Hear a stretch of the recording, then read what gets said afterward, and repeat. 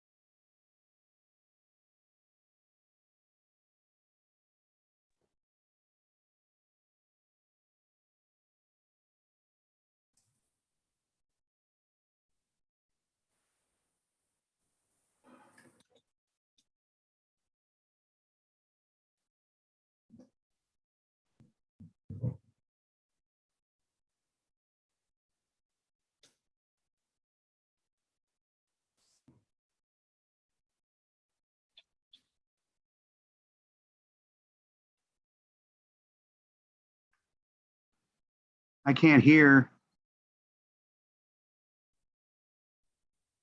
I can't hear either. Are you able to hear us now?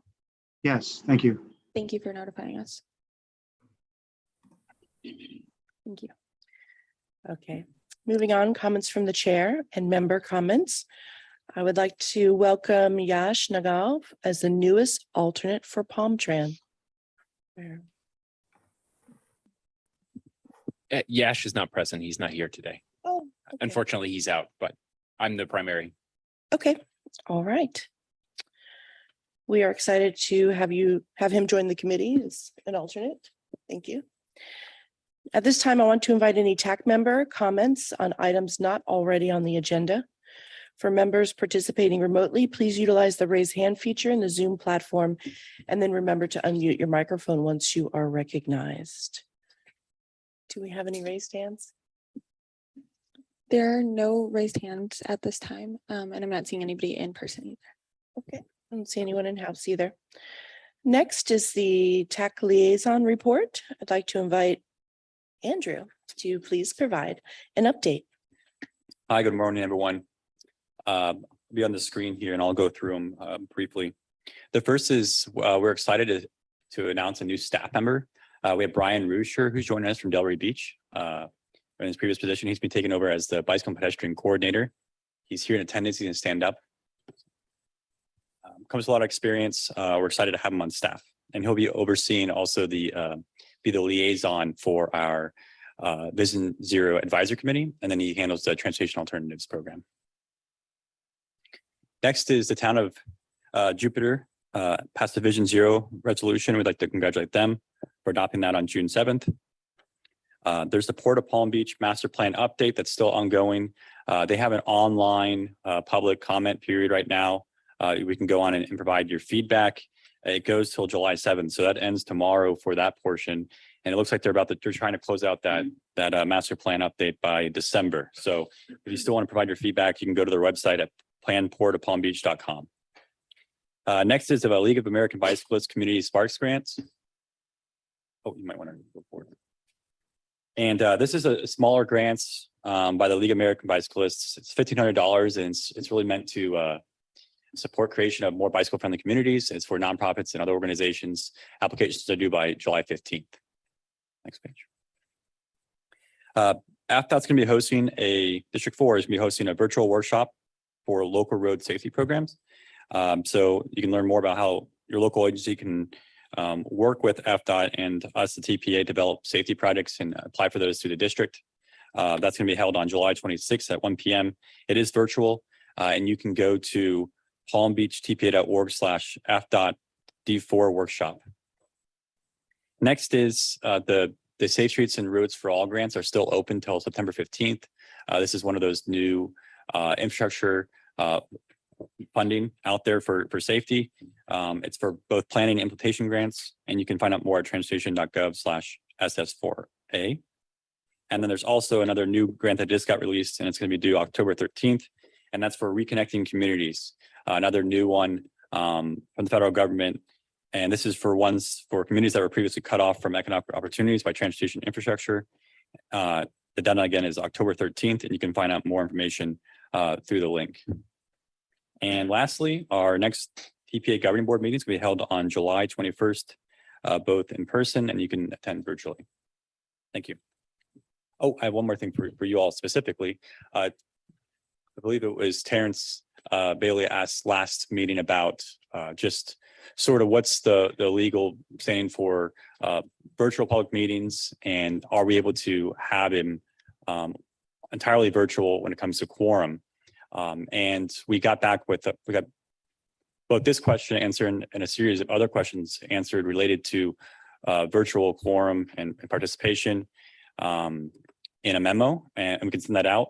But specifically for this question, while local government meeting may be broadcast using Zoom or some other platform, in the absence of emergency order from the governor being in effect, a quorum of the local government body must be physically present at the meeting site. So the way we've been doing it here. And then in that memo, some other things that would be good for you all to read through is what outlines an extenuating circumstance for virtual participation allowance. So the Attorney General put out some examples of what constitutes that. And then our legal consultant also put in examples of what wouldn't constitute that. Is there any questions on those? Thank you very much, Andrew. And then we have one other thing for you, another request. We have a mobility options video that was created by our staff here at the TPA, and we're going to show that video for you now. And then I'll be done.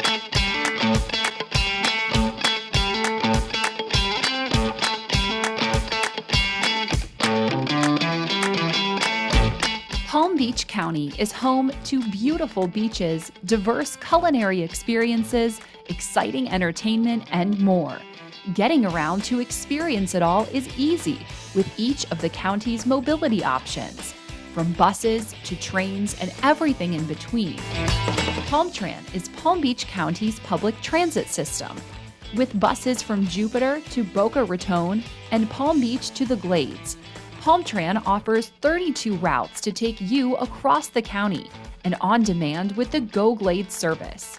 Paratransit services are also available through PalmTran Connection. Tri-Rail is South Florida's commuter train connecting Palm Beach, Broward, and Miami-Dade counties. Tri-Rail offers 6 stops from Mangonia Park to Boca Raton within Palm Beach County. Trains run every day and connect all the way to Miami International Airport. For a higher speed service, check out Brightline. With stations from West Palm Beach to Fort Lauderdale and Miami, you can experience all of South Florida without the stress of traffic. Be sure to check out the first and last mile connections across the county too, including Brightline Plus and Brightbike, the West Palm Beach trolleys, and local circulators like Circuit in West Palm Beach and Freebie in Delray Beach. If you need door-to-door service, local taxi providers and on-demand services like Uber and Lyft can take you where you need to go. In addition, try walking and bicycling in our beautiful county as an active and healthy mode of transportation. Next time you're in Palm Beach County, try one of the many multimodal transportation options to get around. With so many choices, it's easy to go car-free. To learn more about all of the mobility options in Palm Beach County, head to palmbeachtpa.org/mobility. So that was a strategic plan initiative from fiscal year 2022, this last year, to really highlight all of our transportation options here in the county. So. Madam Chair, I would like to let you know, and for the record, that Will Hicks has joined us. Thank you. Staff, are there any public comments on this item? Not at this time, Madam Chair. Do any committee members have any comments or questions about the liaison report? Thank you very much. Next, we'll move on to action items.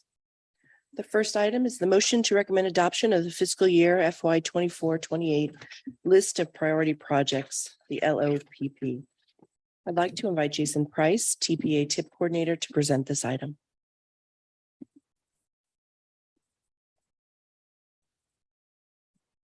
Good morning, everyone. Today, I'm going to present to you the list of priority projects for fiscal year 24 through 28 for the Palm Beach TPA. This list of priority projects is part of the development of the Transportation Improvement Program. And as a reminder to the group, this is an action item that will require a vote at the end of the presentation and discussion.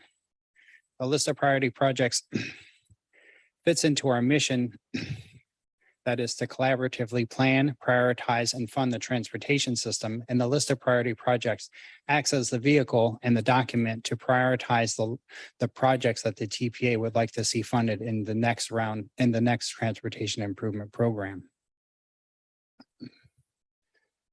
The list of priority projects is part of the TIP development process, and TIP is the Transportation Improvement Program, the overall 5-year document that the list of priority projects is an integral part of.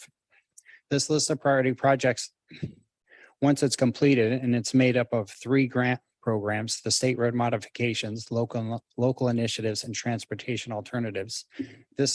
Once this is approved, it will be provided to FDOT to be incorporated into the draft tentative work program where it's cost feasible. And then we'll use that draft tentative work program in future months to develop the draft and final TIP as part of this development process. To assign some dates to this development process, before you today is the list of priority projects in July, and that list of priority projects, once it's received by FDOT, will create a draft tentative work program that we'll see in the late summer or fall of this year. Following that, we'll provide our analysis of their draft tentative work program. And then next year, we'll go through the months of developing a draft TIP and a final draft after the draft tentative work program in the next fiscal year or the next year. So the list of priority projects is made up of 3 of the programs for the TPA, and that's state road modifications, local initiatives, and transportation alternatives. They all have different funding amounts, and those funds come from different sources, and the projects are derived from different sources as well, either the LRTP or the annual competitive grant program. In the next few slides, we're going to review all 3 of those programs, starting with state road modifications. And I'd like to invite Andrew Euler up, and he'll review the state road modifications overview of the program, as well as the ask that the TPA is asking of FDOT as part of the list of priority projects. Thank you, Jason. So for the state road modifications program, this is really the purpose of this one is to construct and enhance state roadways to advance TPA's vision. The money, as Jason has pointed out, this one's all state funding. So it's required to be used on state facilities. The products for these are really, we've in the past historically had some larger capacity projects, and we still have a few of those in our priority list. There's State Road 7, Atlantic Avenue still needs to be fully funded. But there's other products out there that we're sort of more drawing to with our vision with safety, complete streets, transit, technology when it comes to signals and resiliency. It's about $20 million a year is what we typically may see. Obviously, it fluctuates depending on the projects and other priorities that we have at the state level with the strategic intermodal system and operations and maintenance of our system that all use these state funds. But we roughly see around $20 million a year. And to point out, the new fifth year in a timeline, that's typically when you'll see the money available is in a new outer fifth year. And so in this case, you may see in the priority list, we have our programmed amounts from up to 27. And then you may see these new priorities come into fiscal year 2028. So I'm just going to go through the main priority requests. The backup has the full list. But in order, the first one is Atlantic Avenue widening from Lyons Road to Jog Road. The western portion of this project is already funded and it's going to construction next few years. What's still left to be programmed for Atlantic Avenue is the larger construction cost. And so our request is to, if possible, accelerate right away and then get the construction funding in the program for this next tip. The other one is the US 1 Enhanced Transit and Multimodal Corridor Facilities. So this stemmed out of our US 1 multimodal corridor study that we did a few years ago. There's a lot of different projects and different sections throughout the county on US 1. A few requests here that still need to be funded is construction funding for a lane repurposing project in Boca Raton, construction funding for a complete streets reconstruction project in West Palm Beach, and then design funding for lane repurposing project in Lake Worth Beach, pending the FDOT approval process for lane repurposing. Next is the Okeechobee Boulevard Enhanced Transit Multimodal Corridor Studies facility. So in a similar fashion, this one's right now in the process of finalizing our 2-year corridor study that we've been doing that you all participated in, and we had some open houses recently. That's being wrapped up, and you all will see that final results of that along with the main recommendation in the coming months. I think we're shooting for September, but it'll be later this year when we come to you all for final approval and to the board. But what we're looking to do that is that next phase of that corridor study is really a feasibility study from FDOT based on what the results of the planning study provide. So that's what we're looking to have funded next is that feasibility study. And then also on Okeechobee Boulevard, there's already some design funds in there for enhanced transit shelters. We're looking to finalize sort of what that's going to look like and then move forward with construction funding if possible for enhanced transit shelters. Next is the Lake Worth Road corridor. This is also enhanced transit multimodal corridor facilities. This is going to be part of a greater study with other corridors for enhanced transit instead of it being like a single study like the Okeechobee and US 1 have been. But in this one, we still have in the past had transit zone prioritization, just like we've had on Okeechobee Boulevard and on US 1. This is another way we'd like to get funding for transit zone prioritization. And then the last one I'm showing you today is Federal Highway at Spanish River Boulevard, which is an intersection project down in Boca. There's a series of other intersection projects that you'll see for signal improvements with mast arms and technology, both in the county and from Boca Raton. And those are all on the list. The one I'm just highlighting for you is higher up the list a little bit, and it's a smaller funding amount. And that's one for requesting construction funding. And that's it. I'll turn it back over to Jason. Thank you, Andrew. So now I'm going to go over the two annual competitive grant programs and the projects within those that were submitted this year for both of those programs. Just a quick overview for local initiatives. It provides about 22 million in federal funds annually, and the projects are eligible to receive about 5 million per project with a minimum of 250 for each project. Once funds were awarded, it's expected that the design would be completed in year 3 and the construction funds would be received in year 5. These projects are only eligible for local initiatives on the federal aid eligible roadway network, and the types of projects that we're seeking to fund and complete are for complete streets, transit capital, and non-motorized infrastructure like bike and pedestrian infrastructure, as well as freight efficiencies. The two requests that the TPA have for local initiatives to FDOT is first to update the programming funding to support the TPA's planning and administration consistent with the TPA's UPWP, and that's our operating planning budget document that is incorporated into our local initiatives. The next is the request to fund the 7 projects that were submitted as part of this previous cycle for local initiatives, the annual grant cycle. So now I'll go over the 7 projects that were submitted that we're seeking to incorporate into the TIP document. The first is a 10-foot shared use pathway with some missing sidewalks on Southwest 18th Street for Boca Raton. And that's followed by the purchase of new rolling stock for Tri-Rail, followed by a 5-foot designated bike lane and an 8-foot sidewalk on Gardens Parkway in Palm Beach Gardens to connect Gardens Parkway to their mall, as well as Palm Trans seeking to transition their bus fleet to an electric bus fleet, and they're looking for funding for 4 new electric buses. The last 3 of the 7 is a 10-foot shared use pathway and new sidewalks on Barwick Road in Delray Beach, as well as Palm Trans seeking to improve bus stops throughout Palm Beach County. And lastly, Indian Trail Improvement District. They're looking to install seminal speed tables throughout Indian Trail Improvement District along Temple Boulevard, Hall Boulevard, and 140th Avenue. Next, I'll review the Transportation Alternatives Program. This is the smaller of the 3 grant programs, and this is also an annual competitive grant program that provides about 3.3 million in federal funds, with a maximum that projects can receive about 1 million in funds with a minimum of 250. And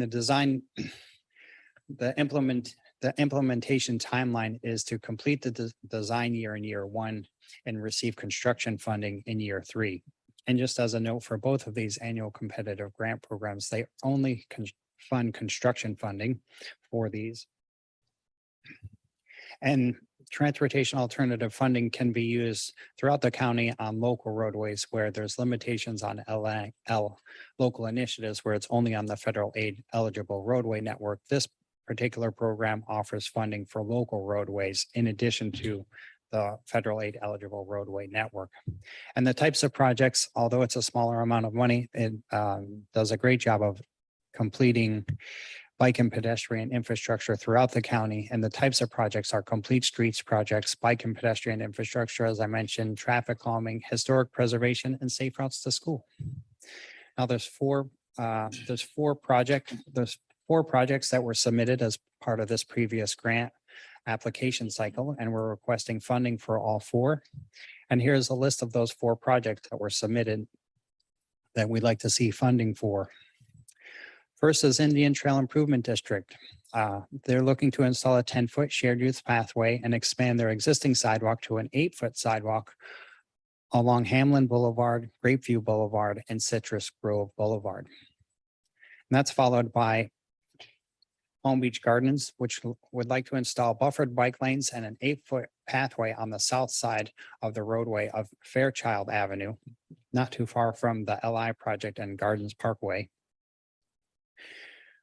And then Royal Palm Beach is looking to install pedestrian and bicycle network wayfinding throughout Royal Palm Beach to make it easier to navigate throughout Royal Palm Beach as either a pedestrian or on a bicycle. And in conclusion, there is West Palm Beach. They're seeking to improve 49th Street with ADA curb ramps, sidewalks, traffic calming, and sharrows for bicycles. And so for additional information for the list of priority projects, you can go to our website at palmbeach.org/priorities, and that'll give you access to the document that lists all of the priorities for the TPA throughout all of the years and all of the projects. If you want to find out more about the 3 grant programs, state road modifications, local initiatives, or transportation alternatives, go to our /funding at our website, and you can get a program overview for each one of those programs.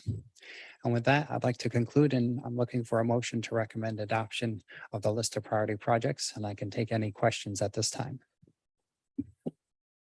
Thank you, Jason. Staff, I see we have public comments. Yes, Madam Chair. And I do want to point out that Aramis Cabrera, did join us on behalf of Kim Glass Castro.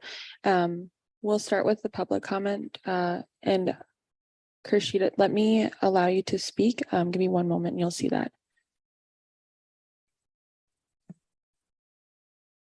And please do state your full name and the agency that you are with. Kershit Mahayuddin with Palm Beach County Planning Division. Looking at page 14 and 16 regarding the Okeechobee Boulevard Enhanced Transit Service, and I apologize, I may have missed Andrew's explanation, but I think it should be changed to say where it says FDOT based on TPA planning study recommendations. It should say based on alternatives identified in TPA planning study. That way we will have the detailed analysis for all the alternatives, because the planning study didn't go into alternatives. I keep asking about ridership data and technical aspects of the analysis that were not done yet. So if you go with a recommendation now and choose a particular or one or two alternatives, and you don't want to find at the end that, oh, those are not technically feasible or whatever. So technical analysis should be probably done on all the alternatives. So my recommendation is to change the wording in there, saying based on, and add alternatives identified in TPA planning study, full stop, in both pages 14 and I believe this is 16, which has the item table 1 for Okeechobee 18.1C item. Thank you. Thank you. Do we have any other public comments? There are no further public comments, but we do have a hand raised from one of our online participants. Okay. I'll start in-house. Alex? Question on the item for the Okeechobee Boulevard feasibility study. I see that you have allocated $1 million for that study in the table. I did not see that $1 million allocated to a specific year or years. So I was just curious, based on what you indicated, typically you put it at the end of the table. I realize you may want to do it before then, but I was just curious about the fact that there was no specific time frame for the allocation of that funding in the table. So I was curious about that. I see everything else has a year or years allocated to it. And then the other one was more like a general comment on, I see, for example, the local initiatives, I believe the maximum score can be 100 for the ranking of the projects. So the highest ranked project had 25. We had projects that rank as low as 11. Transportation alternatives, somewhat similar. Just a general kind of a thought, and I realize this may be a discussion for another meeting. If we have projects that are scoring 1/4 of all the available points, and that is the highest ranked projects, I'm not sure if there's an issue with the type of projects that we're receiving, with the scoring system that we use. It just seems to me a little bit out of whack that we have projects that are scoring so low, that all the projects are scoring so low in this two categories. Just a general comment. I mean, I think that may be a conversation for the future as to whether the scoring criteria that we use is appropriate, whether there's something going on with the type of projects that we're receiving. But I was just kind of curious about that. Okay. Sure. You want to take the first one? I'll Yep. take the second. Yep. Thank you. It's a good question. The first one you had there, obviously, we don't want to wait 5 years for a feasibility study from FDOT. So we're working with FDOT on where that would come, be programmed. And, the requests would be more so next year, right? Instead of that far out. So I think for our final version, we can try to, that we bring to the board, we can maybe get more clarification and put a time frame on there about what the request shows. And I think it'd be appropriate for us to put the request at next year. To be able to. And do I that. have no problem with that. It was just Yes. curious that there was no year for that. So I thought that should be probably included somehow. Yep. And for the scoring for LI, it's more of appearances. The local initiatives program covers a lot of ground in terms of the variety of projects that are eligible, where TA kind of funnels it down to really only multimodal projects for bike and pedestrian facilities, where local initiatives, you could go in multiple different directions. You can get transit capital, freight efficiencies, bike and pedestrian projects. You can cover so many different types of projects, and the variety of projects lends itself to a scoring system to where you don't really rank high because you don't really meet all of the criteria. Only a fraction of the criteria based on the type of project. It could be a freight project, a non-motorized project, or just improving an intersection. And all of those, you're awarded points, but not a lot of points because there's points for all different categories of projects. So they almost always score low. So it gives the appearance that nothing really ranks high because it's a 100-point scale, but you'll never get 100 points because you can never meet all of the criteria for all of the scoring metrics. And so that's how that is. And thank you for the comment, because it's something that I should probably, kind of disclose and explain when I introduce the programs, to where don't expect to score high because you can't meet a lot of the metrics, because the scoring system is designed to give at least some types of points for the different variety of projects that are available to be eligible, that could be eligible for the program. So that's why the scoring is kind of low, but we've eliminated, like last year, there was a 25-point cutoff. If you didn't get at least 25 points, you were ineligible. But we found that really good projects, they might not score well, but they're still good projects. So we eliminated that to make all of the projects eligible. And it opens up the door for more conversations to look at these projects, discuss them, discuss the merits of the project, and provide funding for projects regardless of the score. It's basically the merit of the project and what it seeks to accomplish. Thank you, Jason. Natalie?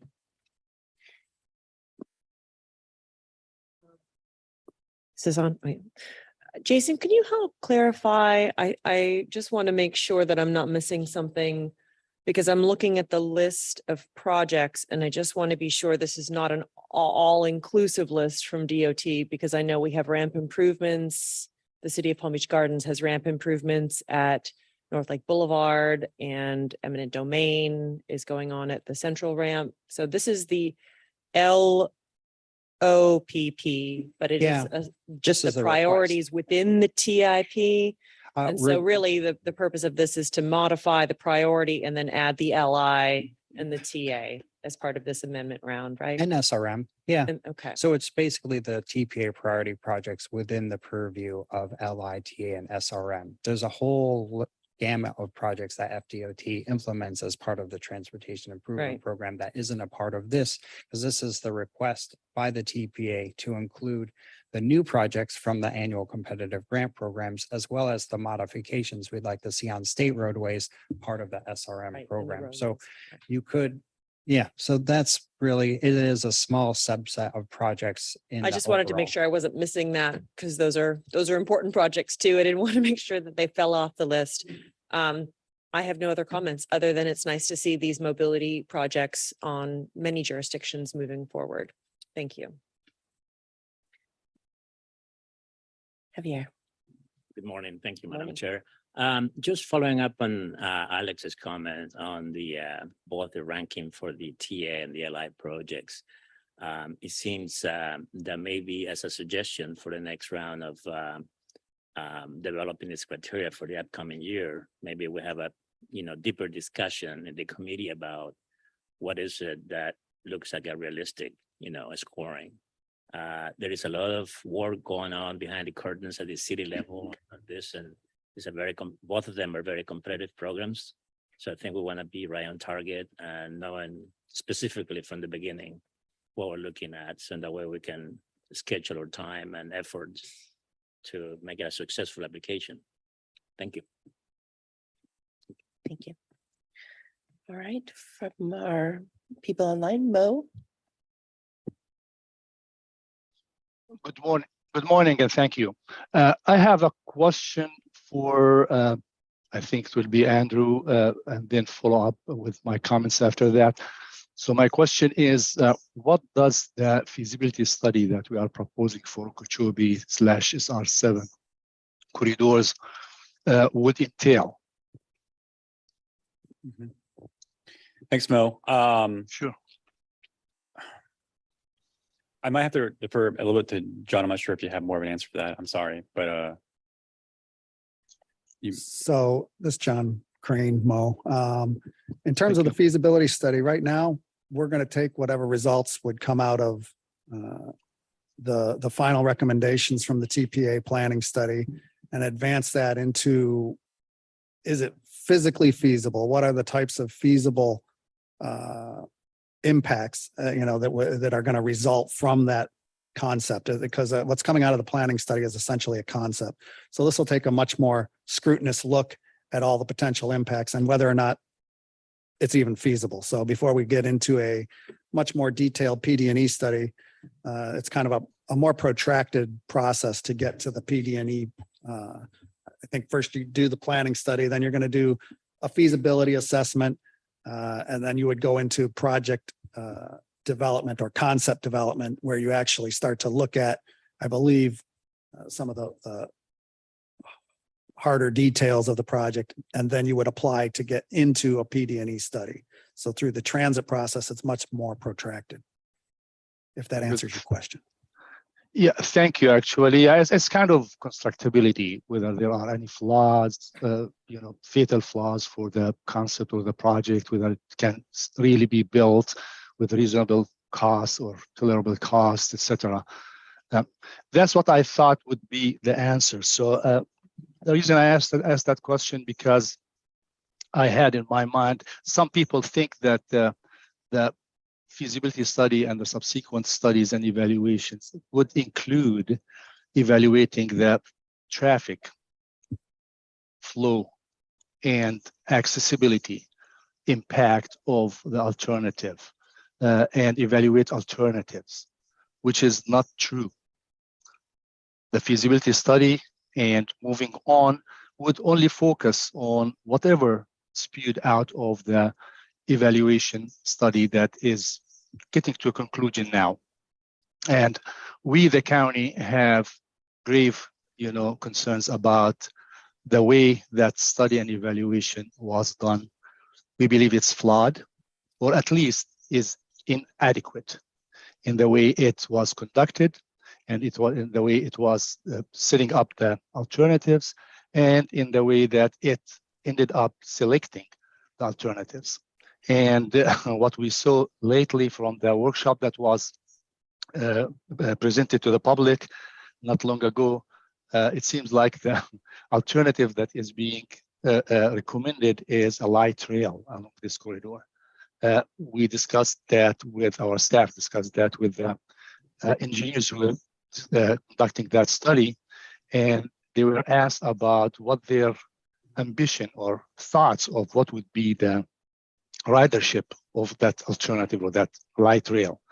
And the answer was 8,000 vehicles daily. If you take that and, without doing much study and spending, hundreds of thousands of dollars on evaluating and scrutinizing it, on the face value, look at it, it's a disaster. It's a disaster. You will be taking away one lane of travel in each direction and move only 8,000 persons per day. Those two lanes that you'll be eliminating are currently moving more than 3 times that many. Okay, so, and more importantly, that this study has failed to mention and or include in even a remote weigh the impact of any alternative in terms of travel time reliability, etc. And more importantly, it failed to include tools that are necessary in evaluating alternatives when it comes to transportation and traffic flow and accessibility, which include simulation and modeling for a corridor like this one, where you know already that we are looking at alternatives and multimodalism because we believe that we are being killed by congestion. So the saying is always, you cannot build your way out of congestion. So our problem is congestion, right?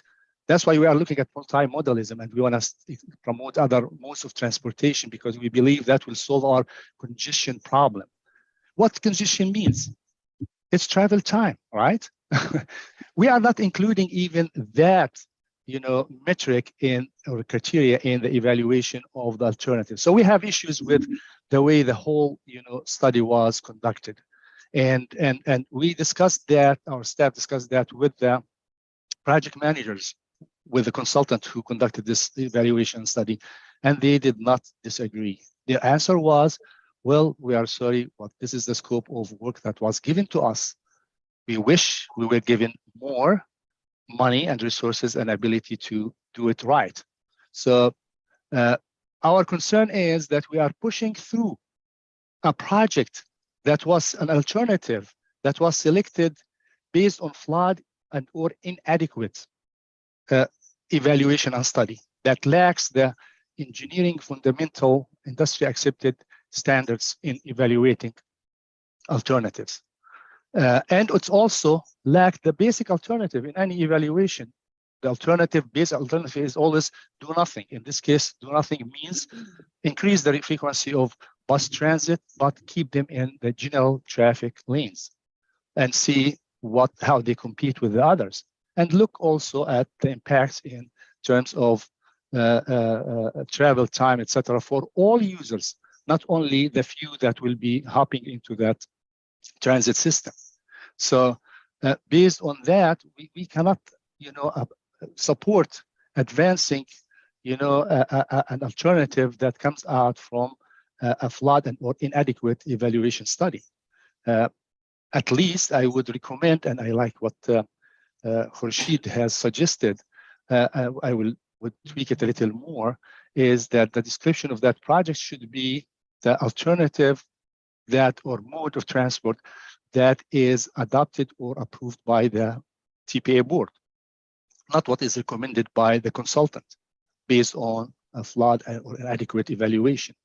I mean, it's a disaster to put a light rail along this corridor, knowing that it's a very small fraction of trips that originate and end along this corridor. If your trip does not originate and end along that corridor, there is no way that you would be able to consider using that mode of transit and abandon your car. So the whole thing is, and there's easy, there are easy tools that can be used nowadays to evaluate these things. You can use the big data to show the percentage of trips that originate and terminate along that corridor. Even that simple thing was not done. So I will be opposed to, and it's unfortunate because this LPP includes a lot of great projects, but because of this project being included, I think it's premature. We need first to do our homework, do the proper evaluation and vetting of the alternative that we want to move through and push through, but this is not being done. At least, and we are hoping that the board of the TPA would be able to listen to our concerns and vote down and or require the TPA staff to redo the evaluation based on more proper and adequate evaluation methodology. Thank you. Any other comments from our online? There are no other online comments. Okay. Yes, Andrew. Thank you. I wanted to clarify just a little bit more about the study moving forward. We have it on our agenda scheduled for an action item to go to you all and then to the governing board. Looks like we're shooting for October, right? So what Mo's talking about with the final recommendation that gets approved, that will be in front of you all in October and then approved by the governing board.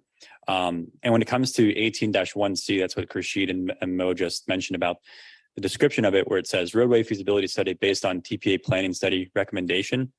Sort of what we meant by that is what Mo's stating in a way about, it is based on the approval that you all and then the board finally provides. So I just want to make that clarification. I can change that wording if you'd like to be more precise in that, saying it's the board approved recommendation, if that makes it more palatable or but overall that's just what I want to provide some clarity. Okay, we'll see what kind of motion we get. I do not see any other comments in house. I need a motion to recommend adoption of the fiscal year 24-28 list of priority projects that I can open. Then I can open the floor for any further discussions. Motion to approve.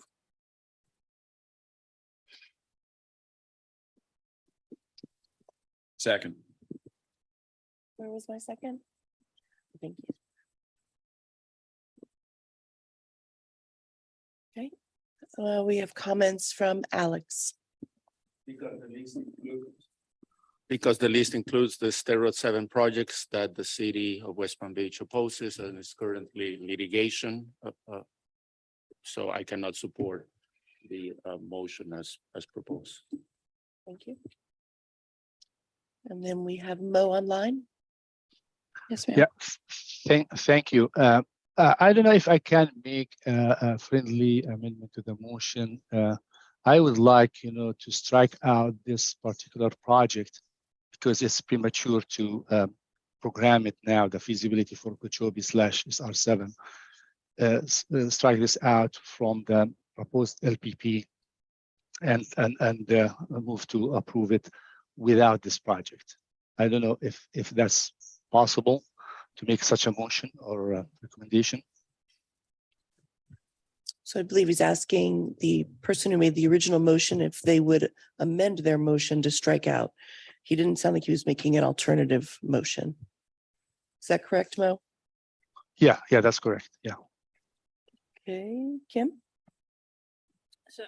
So I hear most concerns and perhaps an alternate amendment could be to amend the language in 18-1C under the description to indicate roadway feasibility study based on TPA, planning study recommendation, and board direction. I think that captures the concerns that Mo's raised. It's implicit that these activities are reliant upon board direction, but this is a more extensive project that has larger roadway and land use implications. So I'll suggest that for consideration of the motion makers. Mr. Odell, you have two requests for alteration. One is Mo to strike out that item completely, and the other is from Kim to change the language to refer to the board having the final authority or recommendation, correct? Correct. I can't accept the strikeout, but I will accept Kim's alternative. Okay, and see if your second will accept.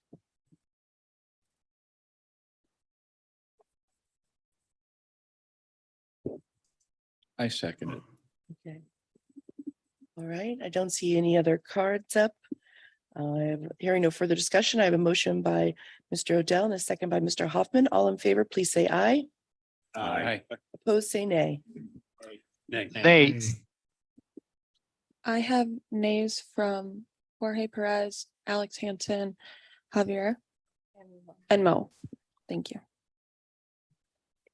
And here too, Jupiter. Sorry, just for the record, I want to clarify that my no again is because of the State Road 7. So that I want it on the record.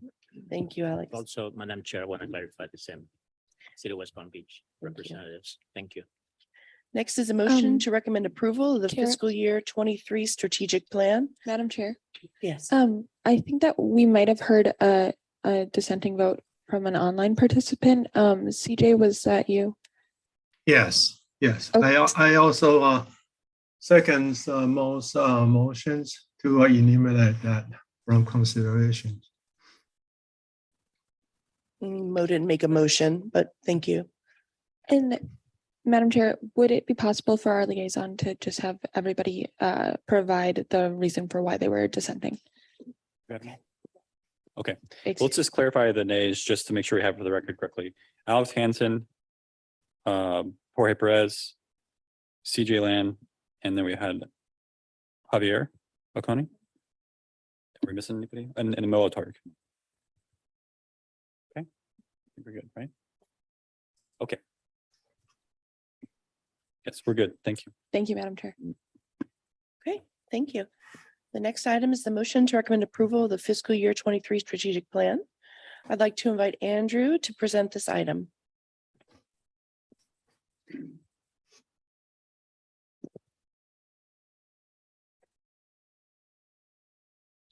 Hello again. You see me a lot today. This is the draft fiscal year 2023 strategic plan. And this really covers actions to advance the TPA's mission and vision. So you all saw the Unified Planning Work Program last month. That's going to set the course for the next 2 years, fiscal year 2023 and 2024. Also on top of that, we have a strategic plan that we put out every year that it sort of aligns with the UPWP and it furthers other actions that we have that we feel can accomplish our mission and vision.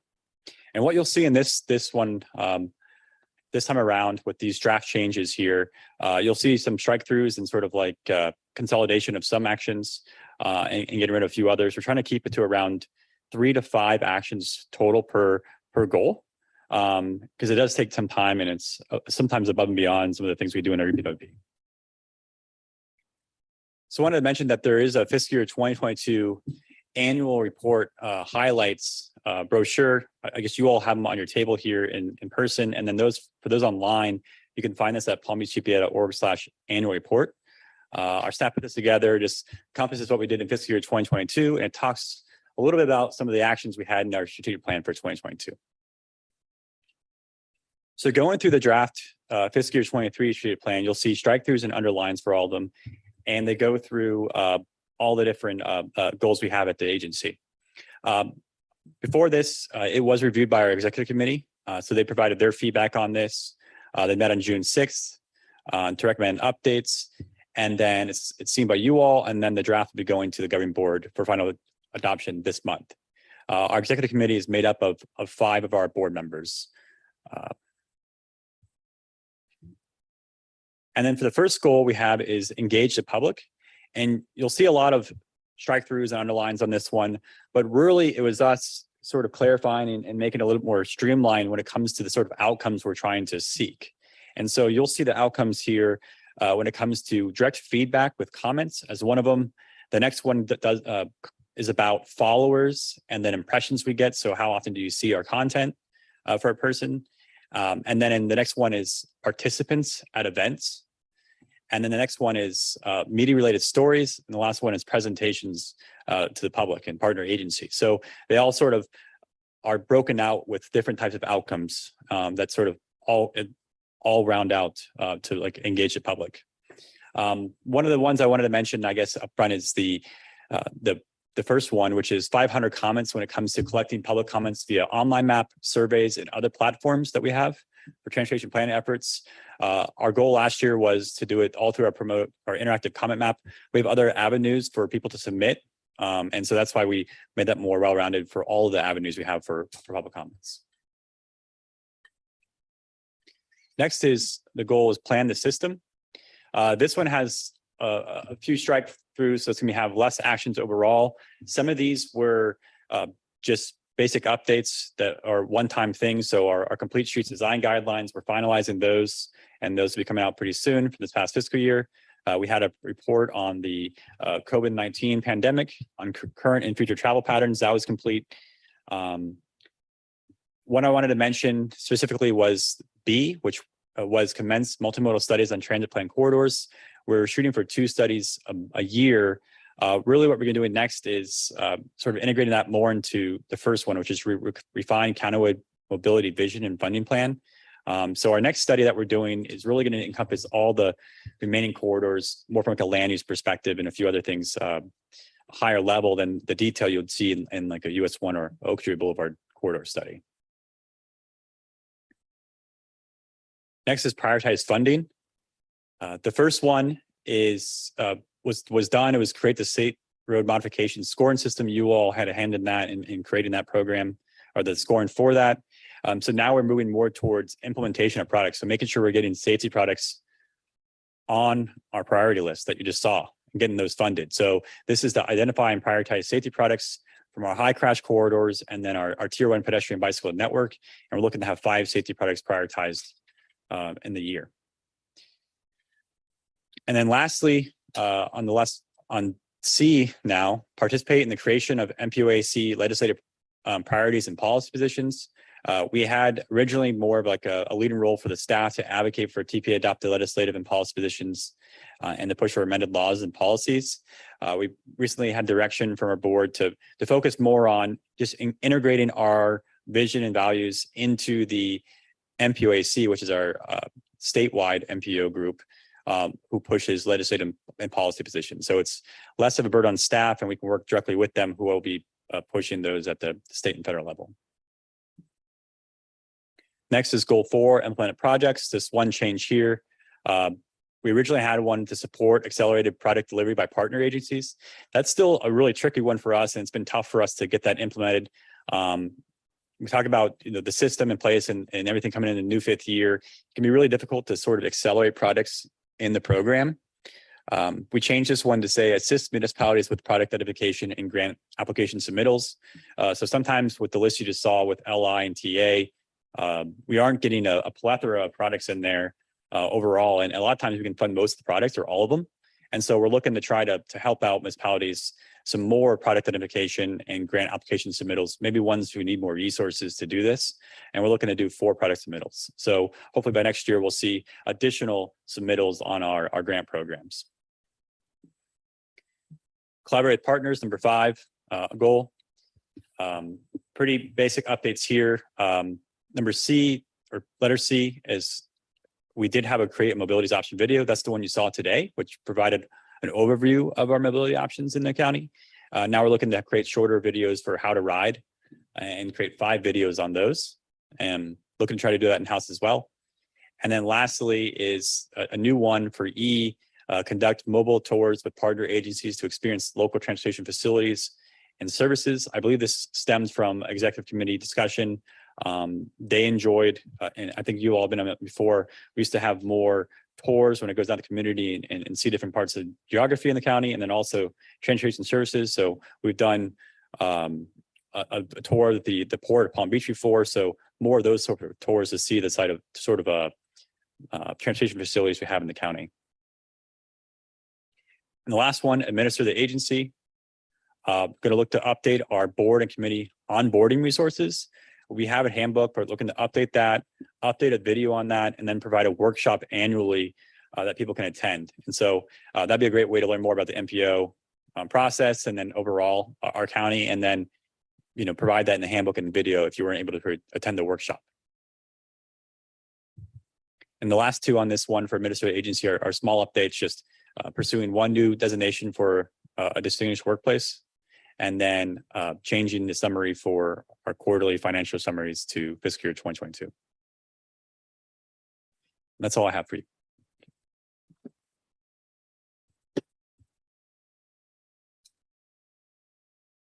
Thank you, Andrew. Staff, are there any public comments on this item? No, Madam Chair. Okay.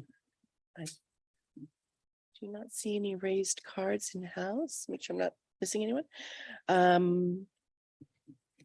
I need a motion to recommend approval of the FY23 strategic plan. Then I can open the floor for any discussion. Second. Terrence?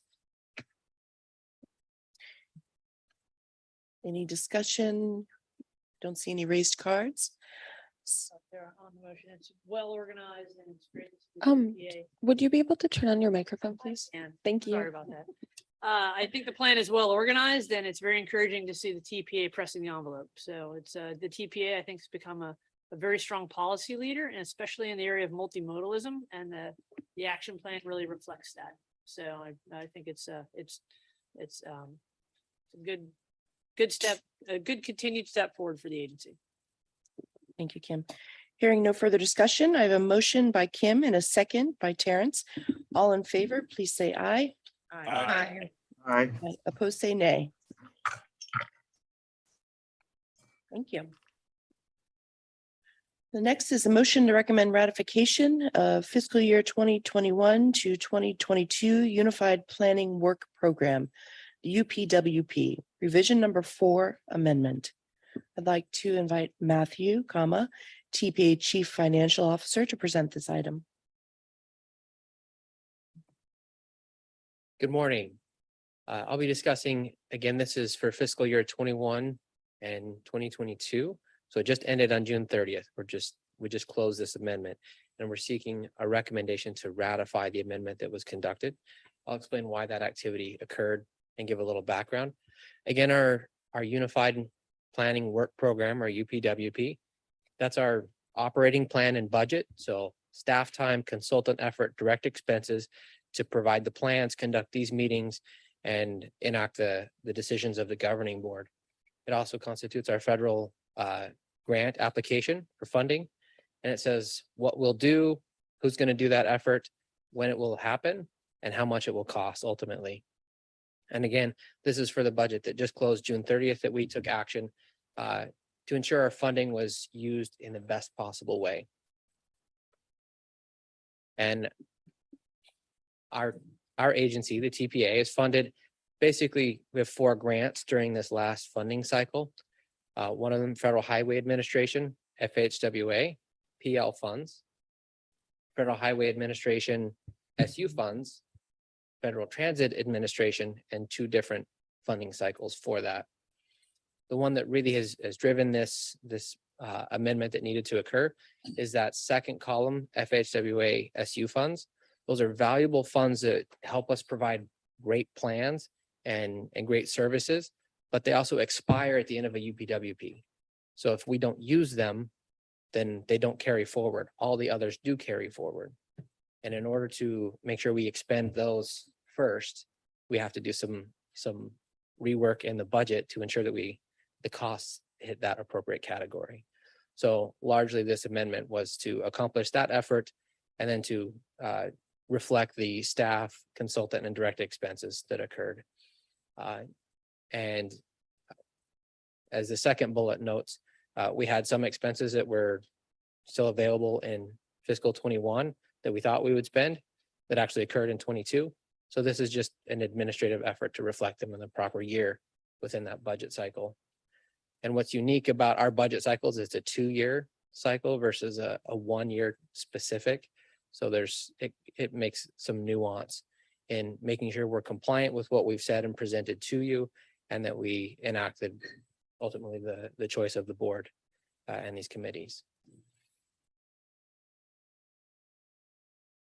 Ultimately, that was the outcome of this effort. And due to it being late in the year, in the fiscal year, we had to enact the amendment before the funding period closed on June 30th. So we're seeking recommendation to ratify that effort for the reasons that were explained. Okay. Staff, are there any public comments on this item? No, Madam Chair. Okay. Okay, staff, are there any public comments? Oh, I already asked that. Did any committee members have any comments online? No, Madam Chair. Okay. All right, I need a motion to recommend ratification of the fiscal year 2021-2022 UPWP revision number 4 amendment. Then I can open the floor for discussion if desired. Motion to approve. Second. Eva, that was you. Okay. Okay, I don't see any raised cards in-house. Any raised hands online? No, Madam Chair. Okay, hearing no further discussion, I have a motion by Natalie and a second by Levi. All in favor, please say aye. Aye. Hey, Opposed, say nay. Thank you. All right, thank you. Moving on, the next are informational items. The first is the draft 2050 LRTP scope of services. I'd like to invite Andrew to present this item. All right, this one's an exciting one. We sent this out, this draft 2050 long range transportation plan scope of services. We sent this out by email a few weeks ago, and we're seeking your feedback on it. And so, we can gather comments today. I'll give you a little bit of overview and things I wanted to focus on from that document and what we're doing in our scope. But you can really submit comments to us still with the next week or so. We'd love to be able to incorporate those, even if you don't, read through it. It's a long scope, and you still want to provide your ideas by email. Just email me, and I'll be able to look through that and see how we can incorporate it. So I'm going to go quickly about what this is, and then I'll get into the scope itself. So we have three main core documents. You've actually seen them all mentioned today already. The Unified Planning Work Program, which is our 2-year planning activities for the agency. We have our Transportation Improvement Program, which funds the 5 years of transportation products. And then we have our Long Range Transportation Plan. It's required by law to be at least 20 years. Here in Florida, most of the MPOs add an additional 5 years, so it's a 25-year plan. That's what our partners do, and that's what we've been doing as well when we do this updated cycle, and it happens every 5 years. So our partners in Broward and Miami-Dade are also kicking theirs off and going through their scopes and getting those finalized and moving forward as well. So what is an LRTP? It really maps out the future state and federal transportation investments we have for the urbanized area. For here, it's our county. It serves as the foundation for the development of the TIP projects. So we take the cost zero products from our LRTP, and those are the ones, the programs and the projects move into the transportation improvement program. So all those major strategic intermodal system investments by FDOT, all those roadway widenings, capacity products, and interchanges, all the products that you've seen are list of priority projects or those programs. Those are all reflected first in the long range transportation plan. And we really are doing it based on our priorities that we set forth in that. So we have a vision of a safe, efficient, connected multimodal transportation system. So with that vision, we then set performance, like how do we achieve those, right? And then that's what we're trying to prioritize and push forward in our LRTP, and then ultimately our TIP. A recap of what we did in 2045 was adopted not too long ago, 2019 in December. It was from 2020 to 2045 planning horizon. Some of the main outcomes from that, we defined a prioritized pedestrian bicycle corridor network, prioritized transit corridors for enhanced services, and then set obviously our measures and targets for our goals and outline some of our funding programs. When it comes to these LRTPs, we do have requirements, both federal and state requirements, and what you're supposed to integrate into your LRTP. These were mentioned last time in our presentation. But Code of Federal Regulations, when it comes to this minimum 20-year planning horizon, has to be multimodal in nature, operation and management strategies in there, has to include your congestion management process. And also should also consider equity and environmental mitigation strategies, and then should have a financial plan. So the core document in the end is really a financial plan. And then the Federal Highway Administration sets forth planning emphasis areas that they release, and the ones right now that will be integrated into the LRTP process are the ones shown on the screen. So tackling the climate crisis when it comes to greenhouse gas emissions and climate change. Next is equity and justice 40. So ensuring that we're investing in traditionally underserved communities. And the Justice 40 is really from the Biden administration about ensuring that the federal funds that are going towards communities, that at least 40% are happening in traditionally disadvantaged communities. We should also incorporate complete streets, ensure public involvement, and then coordination with other major federal departments. Okay, so getting into our 2050 LRTP timeline, scope of services is out there right now. We're looking to bring that to the board sometime in September, and then we're going to go to advertisement for consultant, and then selection in that in December timeframe, and then hopefully have them start early January 1st. long-term milestones when it comes out. Obviously, we'll be changing a few of these as we go on, but what you all see, we'll see moving forward in the rest of the committees and the public, a goals, objective measures sometime in summer 2023, a cost diesel plan later on in 2024, and then final document approval in 2024 in December. So it's really a 2-year process to get a new LRTP created and updated. So you're the only ones who really had a dive into the scope of services. And really the reason was you all are going to be the steering committee for us. And we chose just to have only you all for technical advisory committee as the steering committee, because it's a little bit easier for staff and for consultants that we hire later on to work directly with you all and to have that continuous loop instead of trying to have a joint committee of multiple committee members from CAC and the Business Year Advisory Committee. So we're looking to go to you all as a steering committee. And what that really entails is just more frequent updates from us when it comes to the progress of the LRTP. So this will be during your regularly scheduled meetings for the most part. We can get to in the future if we need to have other ones, but it's really going to occur during regularly scheduled meetings, and you'll see more presentations on technical items. The other committees will still get updates, and they'll provide their feedback during key moments in the process for milestones that they should have direct input in and adoption of. So performance measures, our final product needs list, and the cost feasible plan, and then ultimately the adoption of the document. That's all going to go to all committees, but you all will see even more than that throughout the 2-year time frame. So getting into the scope of services, there's lots of sections. It's 12 chapters. I'm only going to talk about 4 of them. It's a long document. So I just wanted to focus on these 4 because I felt those are the ones that represent the most changes and might bring the greatest discussion. The first is engage the public. And the first thing we're looking to do is establish a communication plan that sets forth our branding and our messaging and outreach. We do already have a required document, our public participation plan, that says how we reach out to the public. This will be more geared towards what directly are we going to do to tackle it for the 2050 LRTP.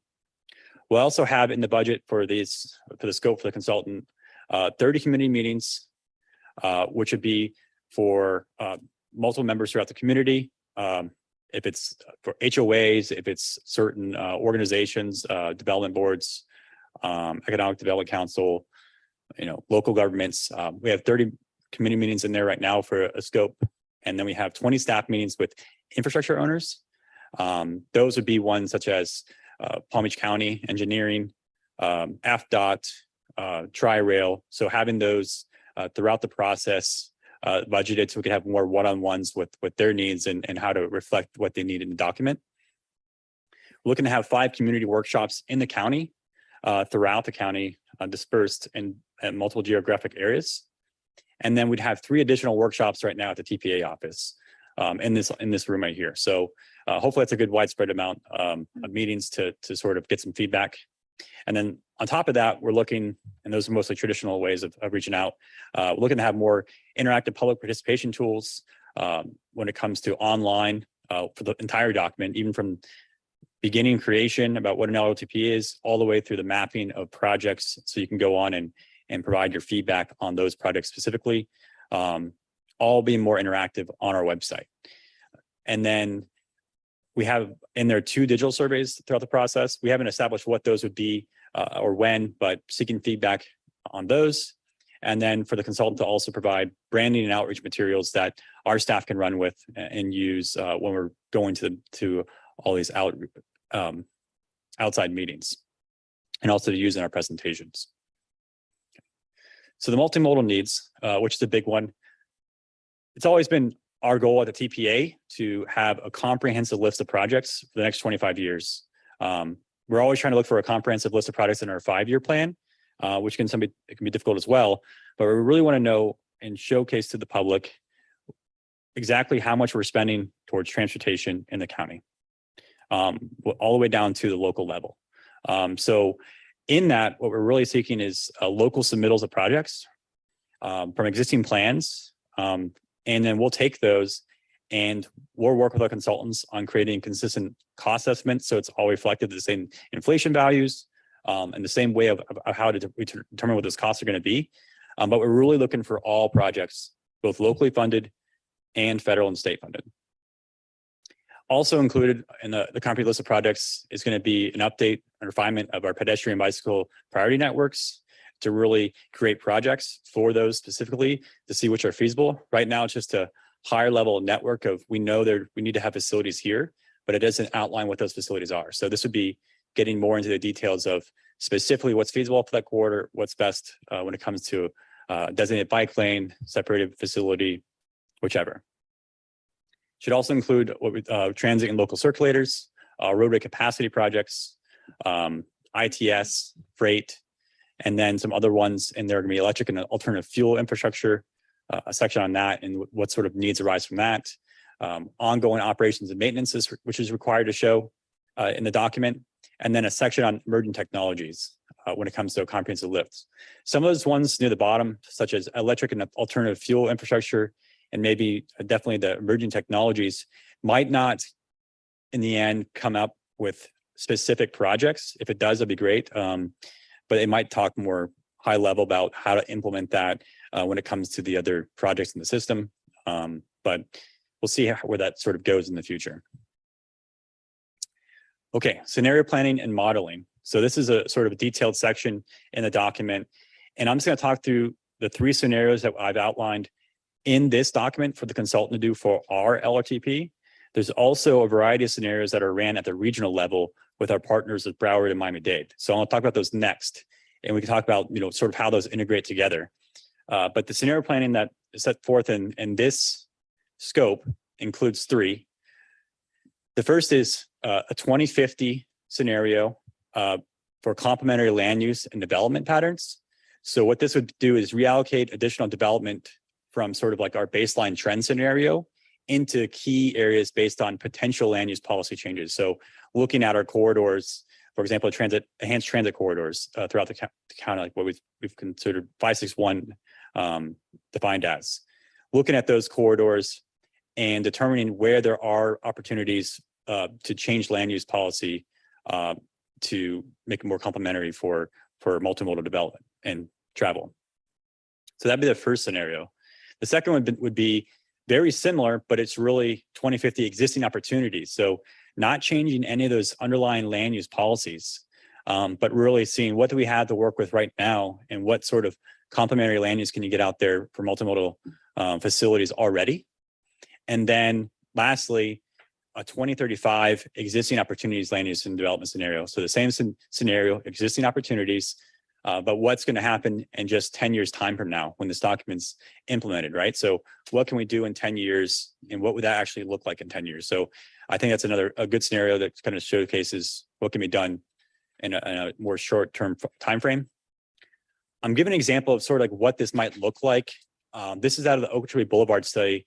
One of the deliverables was really looking at different nodes along the corridor for Okeechobee Boulevard and also State Road 7. And so this one's at the intersection of State Road 7 and Okeechobee Boulevard. But what the consultant did was really determine like what's the future development available there.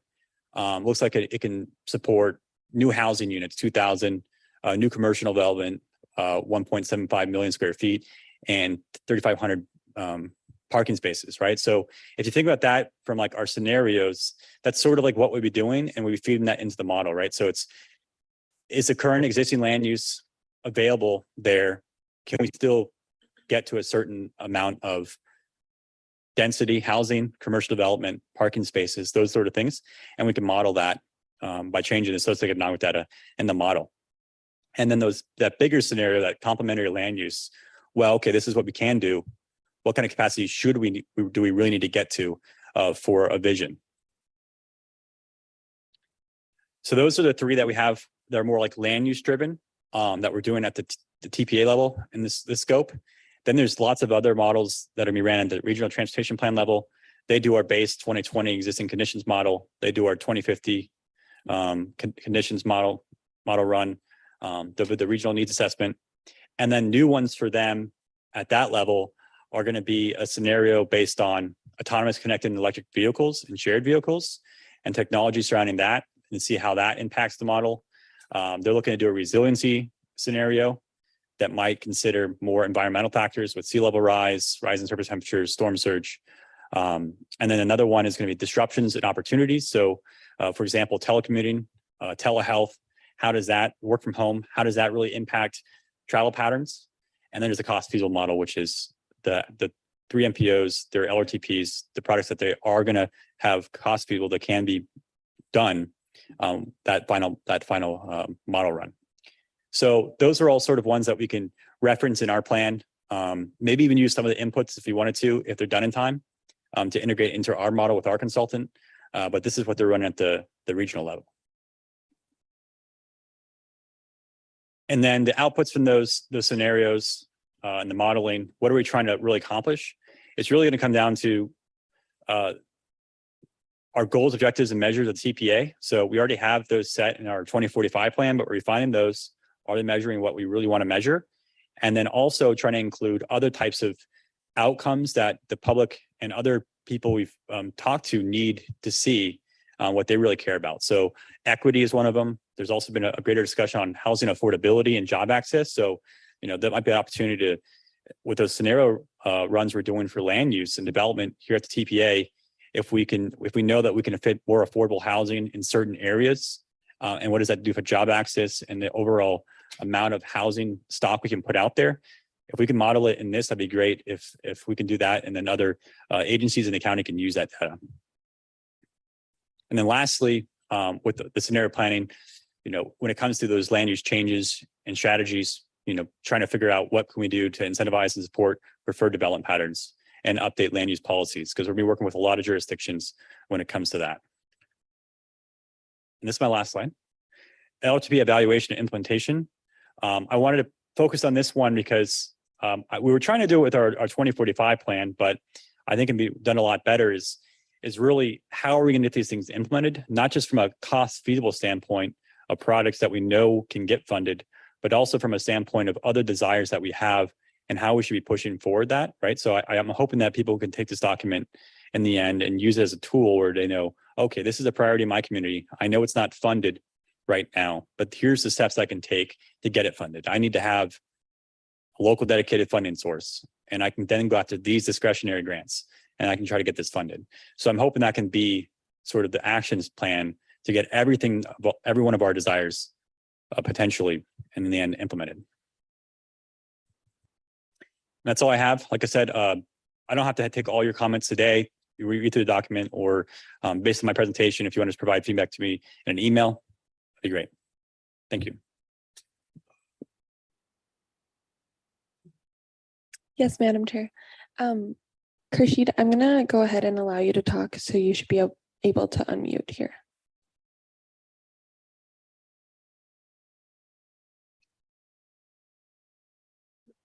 You should see here in a moment, you're being asked to unmute.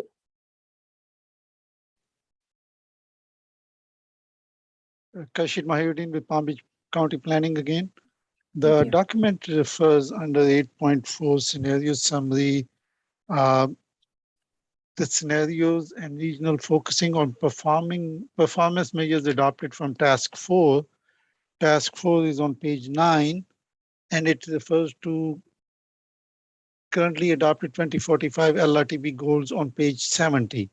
When you go to those goals in page 70, and one of them, and there are several performance measures, but one that stands out is on page 83, goal 5, where for walking existing split is the latest in 2017 was 1.5%, biking 0.62%, transit 1.88%, and 2030 goals for walking is 5% and 2045 for 10%.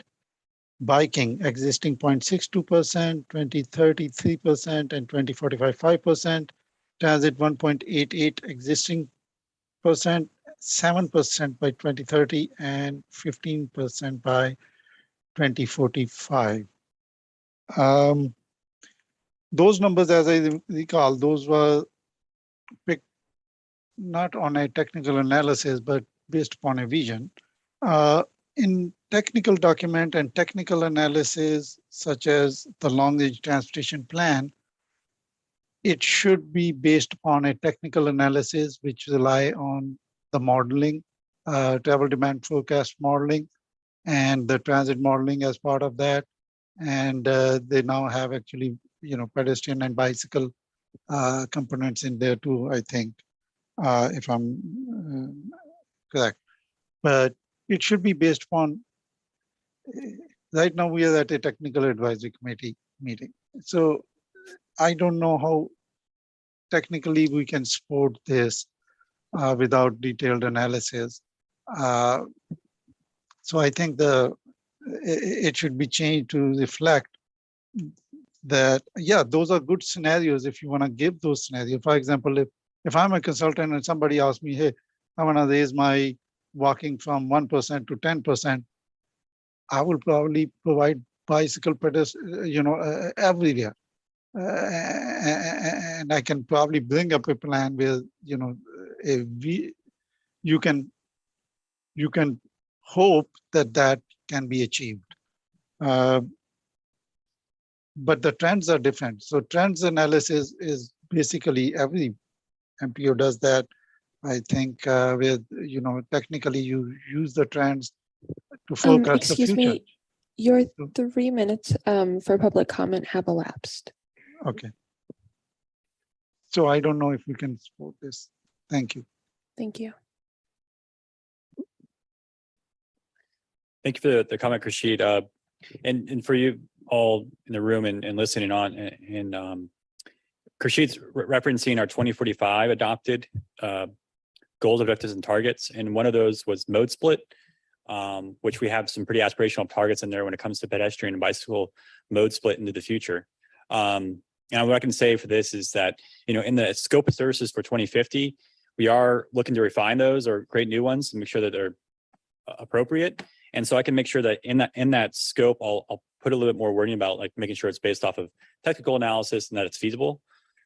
And so I can do that for you all. And then when we're getting to that during the process, we can make sure that we have this discussion in more detail when it comes to are these the correct ones to measure and are these the correct targets for the future? Couple of comments or questions. One of them on the scenario planning. You outlined 3 scenarios. One of them includes some changes in land use policies. The other 2 scenarios are based on today's land use policies, but they may be a reallocation of uses, right? That's kind of my understanding of the 3. I would just, and I missed this, I guess, in my previous reviews, this document, but I do not see just a status quo scenario. Aren't we comparing those 3 scenarios to what would happen if we changed nothing? If the existing land use policies remain, but there was no reallocation of uses, which is the variable that you're introducing to the existing land use policies. Because if we did nothing, what would happen? And then we have these other 3 scenarios that we could use to evaluate, right, the differences between that. I do not remember seeing that in the document, and I don't believe that you mentioned that as something that should be included. I'm just bringing it up because that should be kind of the starting point. The other comment, and this is something that Javier and I had mentioned before in our written comments. This has to do with item 7, which pertains to the evaluation of the project evaluation and cost estimates. I'm still a little bit unsure as to whether it is wise to have a consultant do the ranking of what could be hundreds of projects, right? Because we are going to be asking for projects from all the different municipalities, and we have this huge variety of projects, many of which would be, for different timeframes. Some of them may be projects that are within the next 10 years, others within the next 20 years or 25 years, and then do some sort of scoring of all those projects to determine which should be the priorities. I'm still a little bit skeptical that we're going to have something that is going to be workable. So just as a comment, I know that is one of the tasks that is included there in the scope of services. I'm not sure how that is going to be done, and given the huge variety of projects, timeframes, and even all different characteristics of them. So that's kind of the two major issues that I just still wanted to bring up. Thank you. For your first point, when it comes to the baseline scenario, the regional team, I'm going to clarify in the document more. I think I can make that connection a little better. They'll run the existing plus committed 2050 scenario. So the existing plus committed just are those products that are in the TIP already that are going to be constructed and implemented. So those will be included in the model run, but then nothing else will be included in the model run. So that'll be our 2050 baseline scenario.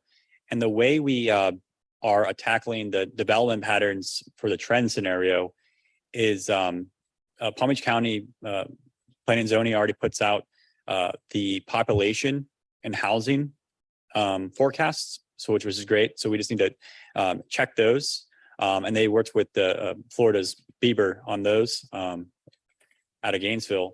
And so that sort of encompasses what the trend is going to be for population and housing. And then we need to work on what that trend is going to be for employment.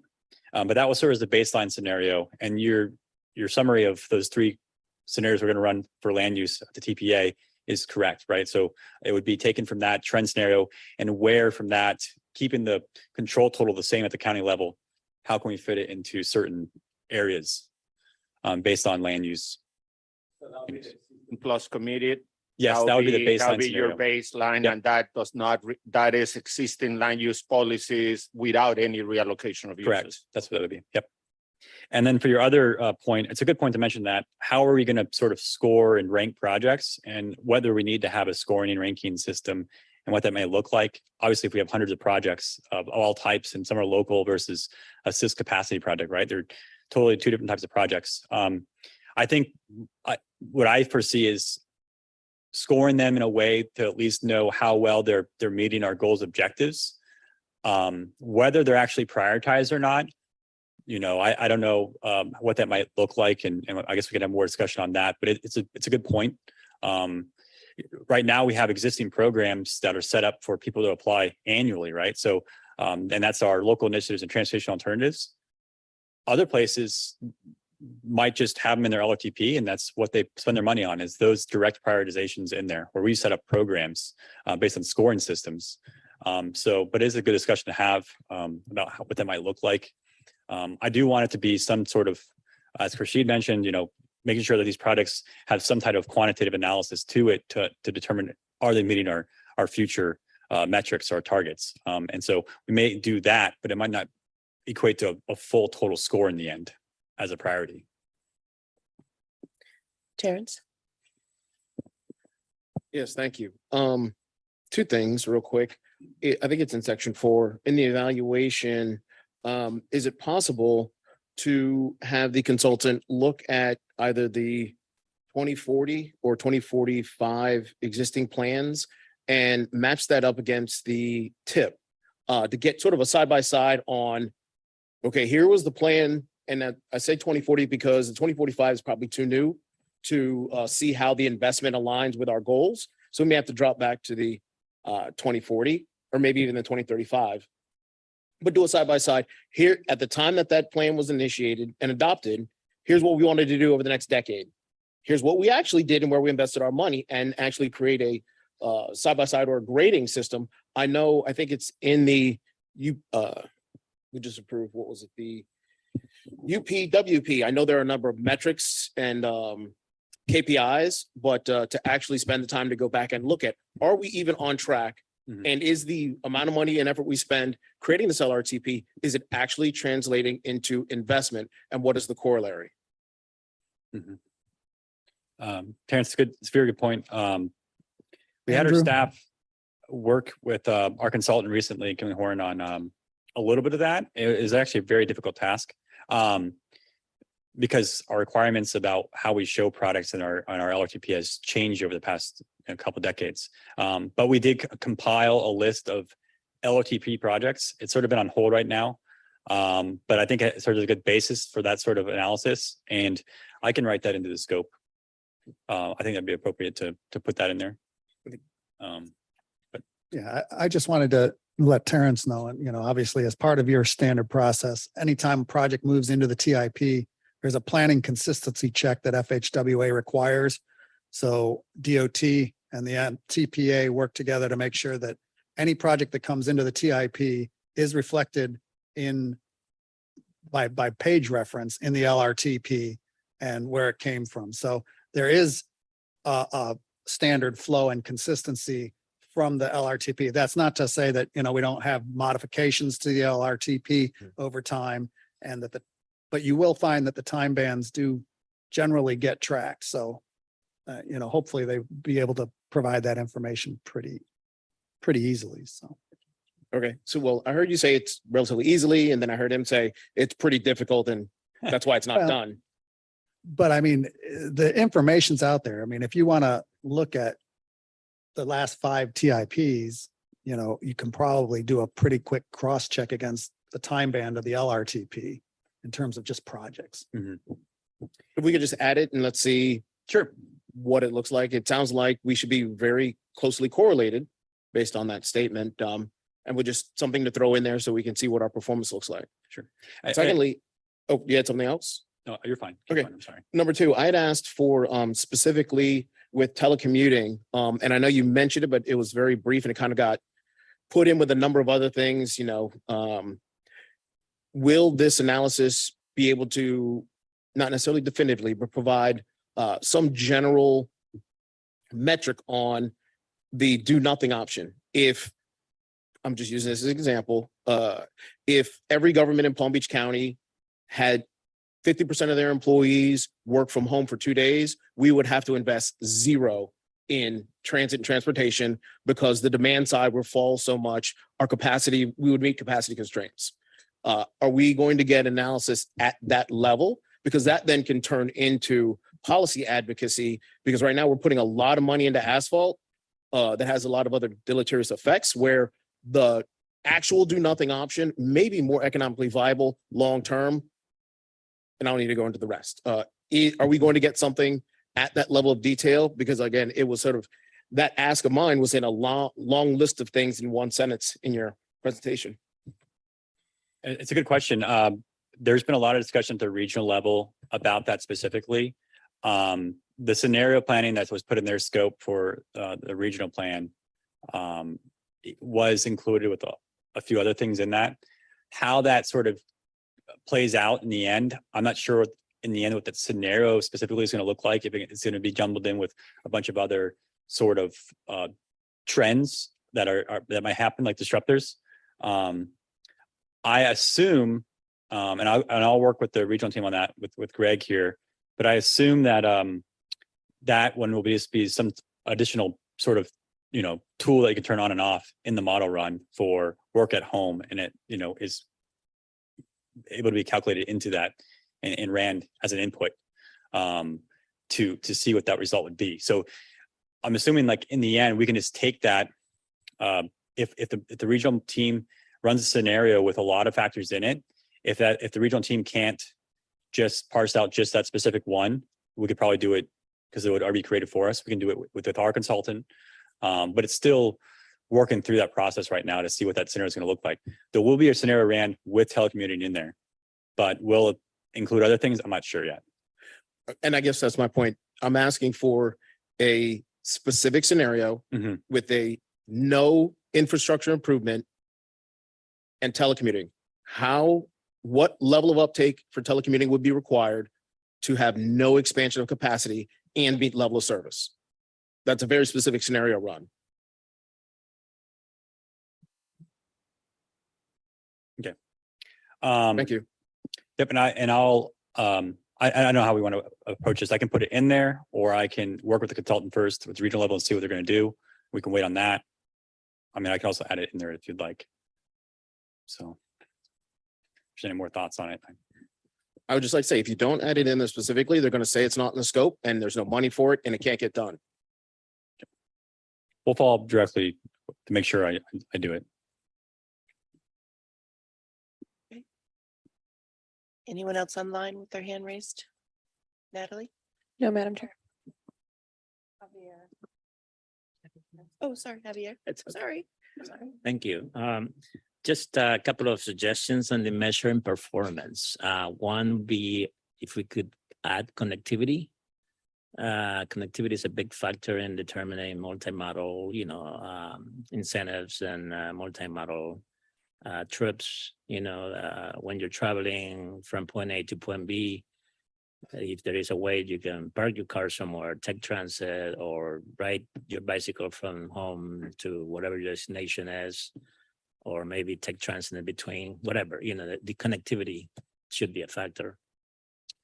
The other thing that I'd like to suggest is to, following what Terrence was talking about, trying to find a way to provide incentives to communities through the planning effort, or through, I guess, funding would be another one.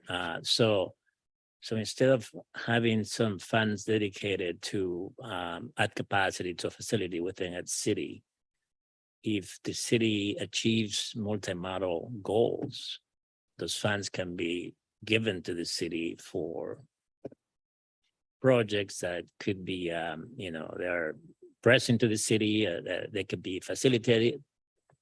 In some ways, kind of like a grant, but maybe just a set aside of funding. And this is, I'm talking really 80,000 feet in elevation here, but it's something to think about as part of the LRTP for the future, that we got to think that way, because there is, achieving multimodal goals is extremely difficult. City of West Palm Beach, I think, were one of the few cities in the country, especially in South Florida, that can been very proactive and being able to achieve some goals.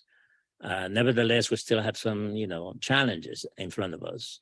But looking at the future, and regionally speaking, as the TPA is a regional organization, we got to think about that connectivity, and we got to think about the multimodal incentives, because unless you find that there is some sort of an incentive, or it's completely safe and connected system, then you adventure into the taking another mode.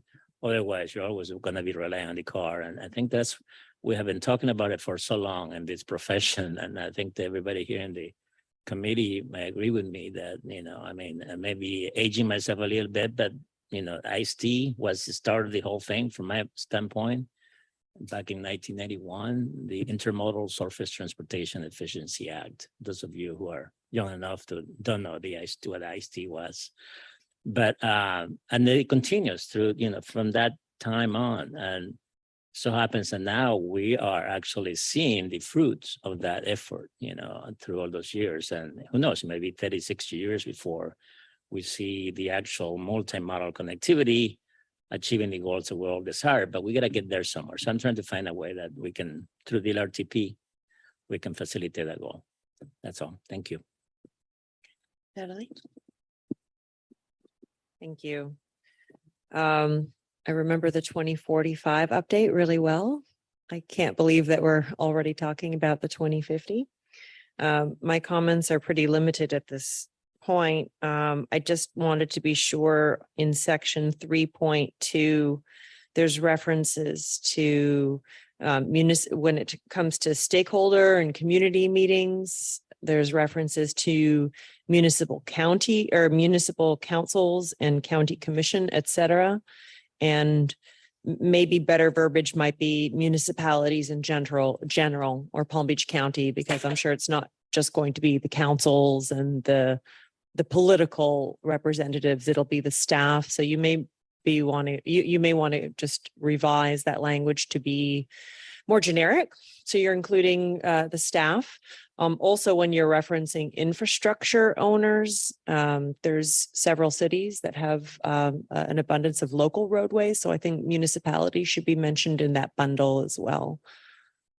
And then my only other comment from a technical perspective is just, the 2045 plan was, it was messy and there were a lot of meetings. And so when you're accounting for a scope to provide to your consultant, I would suggest accounting for flexibility when you're carving in a certain number of meetings with stakeholders, and provide for that flexibility, because stuff is going to come up as part of this project or as part of this process.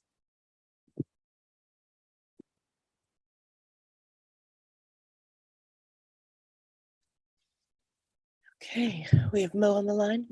Carol, sorry, I Alex? couple of other things and I will shut up, I promise. You mentioned, Andrew, that both Miami-Dade and Broward counties, MPOs or whatever the names are nowadays, are also undergoing similar process right now. So, and this is probably something that you already did, but I assume that you guys may be also looking at their scope of services, just to see, because there may be some things that we haven't thought of that they are included in their scope of services that would be a good idea for us to also incorporate into ours. And then the final thing is, with regards to the TAC's role in this process, I think it's good that you are going to be bringing items to the TAC to get input feedback. At the same time, I just want to make sure that, again, I don't think that this committee should be the consultant to the consultant. I mean, we all have full-time jobs here, so it's going to be, I guess, a fine line there, a balancing act as to we could spend 5-6 hours in each meeting discussing some of the items that the consultant brings to us on the LRTP, and again, we have other things that we need to do as a committee and just with our respective municipalities. So I'm just bringing it up because I think it's good to bring it to us, but at the same time, there has to be some balance. We cannot be spending 5-6 hours every month on that. And my other final suggestion would be, if there's going to be documents and plans and ideas that the consultant wants for us to comment on, if they can be provided to us with as much time in advance as possible. I mean, for example, this packet that we received, I'm talking about the agenda overall, we just got it Thursday night. We only had Friday and Tuesday really because of the holiday to review it. So if the expectation is for us to provide some meaningful comments on the LRTP, hopefully we can have ample time to review whatever the consultant wants for us to comment on. Okay. Thank you, Alex. Mo? Thank you. I'm not gonna go in detail about our comments. I think we are planning on sending an email with more detailed comments and suggested each and actually edits to the scope document to Andrew. That would be more appropriate. But generally, we have 3 general concerns, or let me not call it concerns. It's input and comments. In the document throughout, when it talks about a meeting with local governments and or representatives, it talks about providing just update or feedback or update on the status of the project, but it does not emphasize also receiving input from those entities, and that will be reflected in our comments to Andrew. Also, the issue with in task 6.4, this seems to suggest or instruct the consultant to integrate/adopt the Okeechobee Boulevard SR7 light rail project, because I believe that's what is being recommended by the consultant on that one. And while we think it should, the scope of the 2050 LRTP should require the consultant to model the scenarios for the short-term scenario, model with and without this proposed project, which is the light rail along these 2 corridors, and to show what would be the impact and help further evaluate the impact of such a project if it were to be adopted. The way it's written now, the scenario in the scope, we are checking it. It's done deal. It's approved. It's decided. We are moving forward with it. It's reality and it's fact, and we do not think that it should be treated as such. And it belongs really well into the short-term scenario that Andrew spoke of, that would be included. So we suggest that there will be again two with and without scenarios, with and without the light rail on these two corridors.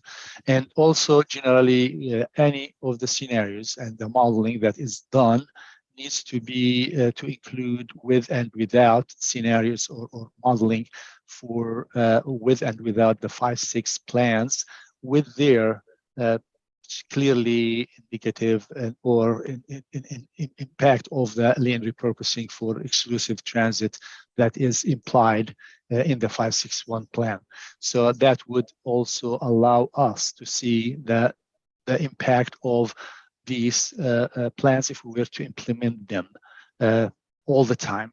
And when that is done, also the consultant needs to be instructed in the scope to look at what impact would that be on the parallel or adjacent, links that might have to deal with the overflow of demand that is thrown out due to the implemented policies and or projects along any of those corridors. Like an example, when you implement this light rail along Okeechobee and SR7, you need to also, when you run the model, you need to look at what impact is and what additional demand is being placed on the parallel routes that are not designed or intended to carry that overflow because of the increased congestion that is imposed by putting that and reducing the capacity on these two corridors. These are, as I said, generally what are along these lines are going to be our comments, but we are going to be providing them to Andrew in writing shortly. Thank you. Thank you, Mo. Okay, I don't see any raised cards. I'll move on to the next item, administrative items. Yes, I'm sorry, go ahead. Thank you. Thank you. I just have two recommendations for the input data side for the model. I understand that the TPA had a very good coordination with FDOT for all the TIP projects. For some local governments, for example, City of Boca Raton, we do have similar things like cities capital improvements. That's more comparable like the TIP in FDOT. So I would encourage the consultants to reach out to the local municipalities, just kind of go through the city's local plans. I understand those local roads may not necessarily reflect in the network, but at least we have some, consistent and good data, accurate data. And for the socioeconomic data side, I would also suggest, to have the opportunity to share data with the local government, just kind of to see if the socioeconomic data in the model is consistent and reflects the city's long-range plans. I think that would be really helpful to, to make the accurate data for the model runs. That's all my inputs for specific for data collection and the source repository section 2.2. Thank you. Okay, thank you. Just another check around, make sure I'm not missing anyone. Okay, items 4A through 4D on your agenda are informational only. There will be no staff presentations unless required by a committee member. Are there any public comments on these items? No, Madam Chair. Okay, as a reminder, we have no scheduled meeting in August. Our next TAC meeting is scheduled for September 7th, 2022. At this time, our committee meeting is adjourned.